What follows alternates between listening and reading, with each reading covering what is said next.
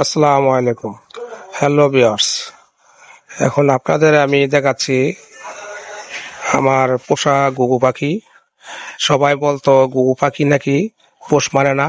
এই যে দেখেন আমার ঘুঘু পাখিগুলি এখন আস্তে আস্তে পোষ মানতেছে।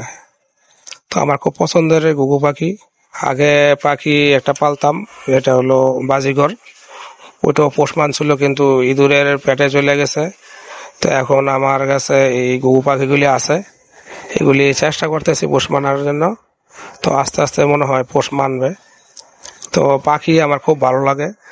আমার মনে হয় অনেক আছে যে পাখি পালতে খুব পছন্দ করে।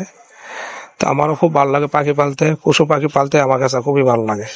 তো আপনারা দেখেন পাখিগুলি কি সুন্দর ডাক দিলে আসে, কাছে আসে আদর খাইতে।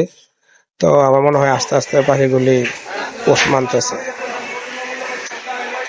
তো দেখা যাক কতদিন এই পাখিগুলি আমি পোষ মানাতে পারি, কতটুকু পোষ মানে।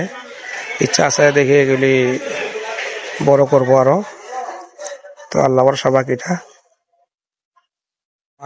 পাখিগুলি যখন আদার খাইতে হাতে আসে তখন এত ভালো লাগে, খুবই অন্যরকম একটা ফিলিংস, খুবই অন্যরকম একটা ভালো লাগা। যারা পাখি হাতে রেখে আদার খাওয়ান বা হাতে আসে তারাই বুঝতে পারবো যে এটা ফিলটা কিরকম। তো যারা ক্ষমতা আছে পশু পাখি পালতে পারেন, ভালোই লাগে আশা করি।